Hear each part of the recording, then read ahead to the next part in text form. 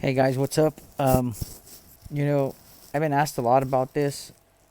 People always comment about Chino Anthrax. Chino Anthrax. Um, I had put some videos out earlier, um, a long time ago about Chino Anthrax. Everybody has their opinions. Everybody has their stories on him. What I'm going to bring you right now is a conversation I just had with somebody about 20 minutes ago from Sinaloa. Um, they're in Guamuchi. Okay. Um, these guys are in Guamuchi. Um, they always tell me things and they're talking to me. And one of the things we're talking about right now is things about Chino's death. And the things that I brought up with them about Chino Anthrax's death. And they were like, wow, that really makes a lot of sense. And those are good points. You know, um, the Menores really did a job on Chino. But the Menores have been doing a job on everybody. They killed El Señor de los Cielos' kid. Um, they got rid of Chino Anthrax. Um, they just got rid of another guy in Caborca. I'm not going to say his name because the news hasn't even talked about it yet. But they got rid of him. You know, a lot of people say that uh, that Chino really got disrespected in one of the most awfulest ways, even in death. Like I've told you before, I was the first one to tell you guys. In Mexico, when you're working, you're a poor kid. You don't have really anything. Your illusions are, you're gonna make your mom rich. You're gonna get some money. You're gonna get a nice car. You're gonna get a truck. You're gonna have a nice wife. You're gonna have some kids, and you're gonna live forever. That's what you want to do. But fate doesn't work out that way. So one way, attracting people is, one thing that Chino promised his men was that they had a burial spot. If they died in combat or they died working, they had a place to their family could visit.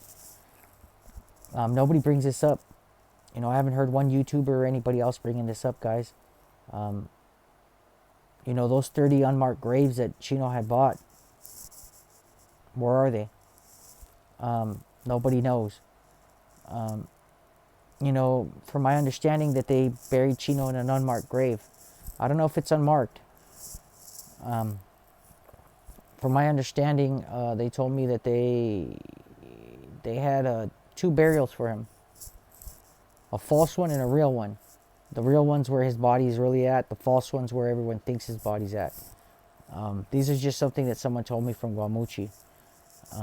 I consider their information pretty accurate, and they do a pretty good job. Um, Here's another thing. Um, Even after death right now, from my understanding, the Menores have asked and they have told a lot of musicians not to make any more songs about him. Um, One of the most favorite groups of La Familia Guzman is Los Alegres de Barranco. And, they made a song for Chino. But at the time when they made that song for Chino, they knew that Chino was in good graces. There hadn't been no fallout yet. Um, Chino Anthrax was a vital part of the organization for the Anthrax. He handled logistics. He handled a lot of things. He handled security. He actually rose to the ranks, stealing cars and stealing trucks and doing all sorts of other activities. He is actually one of the people in the Sinaloa cartel that I can actually honestly say that rose from the bottom to the top. Um, there's another thing that you guys might not know about Chino Anthrax, and here's the other one. His sister was married to a very powerful and very respectable person in the Mexican government. They were all under a lot of scrutiny for corruption, money laundering, you name it. Um, Chino had a lot of influence, even in politics, even after death. I'll tell you one thing about Chino Anthrax that a lot of people might not know. When he was busted in Holland, from my understanding, from some of the legal paperwork that I read and some of the legal stuff that I read, is they already knew he was already in Holland. The papers that I read, it says that he was told to go by his boss to Holland to hide out, to take a trip to chill out and to hide out. Now,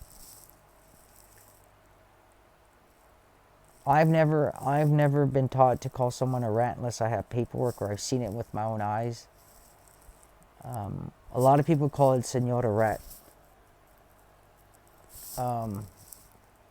There's a theory and there's a comment that someone told me about and that I spoke to recently, is that Chino Anthrax even went into the went as far as to call it Senora Rat. You know, a lot of people say that El Senor does what's best for the organizations. He does what's best for himself and his family and his kids. Your boy OG Black has never talked bad about him, and I hope that no one takes it the wrong way that I'm talking bad about him. I get a lot of requests to do videos on Chino Anthrax, and I try to bring you stuff that the media or other stuff don't talk about.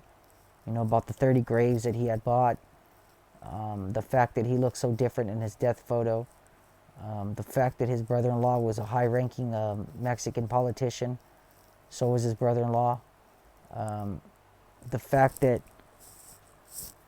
supposedly they knew Chino was there at that house for a couple days. The theory that Chino was kidnapped from the U.S. and taken over there. The theory that he came back with a certain mission, that he was going to fix certain things and be the savior of the CDS again. You know, the transcripts that I've seen of Rodrigo are is that he did talk. He did say things. Did he get permission? Maybe he did, maybe he didn't. And here in L.A., Orange County, San Diego County, San Bernardino, he'd just be considered a snitch. We don't give permission to say anything. We get caught. We get caught. We do our time. Is it the right thing? I don't think so. People get broken off and we lose good people for a stupid amount of things. Do I think the Mexican cartels and them have the right idea of letting you leak out information? To a certain extent. But then you don't know exactly what they leaked out and what they didn't leak out, you know? I made this video again because people keep asking me about Chino Anthrax, you know? And like I said, I'm recapping again. The 30 graves that were missing, nothing happened.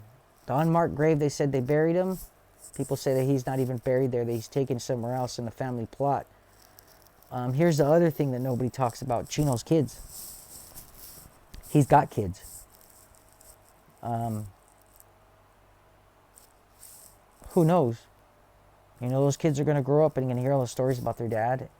Whether he was a snitch or not. Whether he was a murderer or not. Whether he was a drug trafficker or not. They're going to hear all the stories.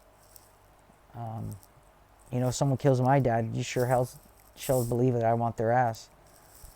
You know, this is your boy OG Black, bringing you guys what you guys want. I remember I told you guys this is your platform, this is your guys' channel.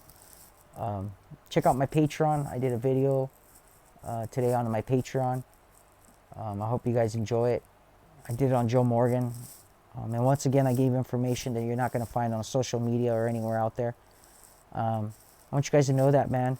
You guys, this is OG Black, man, bringing you guys stuff that you ain't going to find on YouTube, man. You ain't going to find, you know, I have a story coming out pretty soon. It's about El Centenario. About el Señor Sanchez Quintero. I don't know, one guy on YouTube's made a story about him. He's well known. There's corridos about him. Chalino Sanchez made songs about him. I'm going to make another video right now about the death of Chalino Sanchez. I hope you guys like this video. It's also about the death of Chalino Sanchez and who killed him, and my opinion and what other people have told me. I hope you guys like this, man. Remember, I don't get paid for this. I'm not monetized like other people. I'm just happy, man, with a couple dollars that I get, guys. You know what I mean? I don't have a job. My health is suffering. I'm doing the best I can. Okay, so PayPal is open now at ogblackshow@gmail.com. That's ogblackshow@gmail.com. And my Patreon is now open at ogblackshow. Alright guys, here's an update on Chino Anthrax. I hope you guys enjoy this story and you guys have a good one.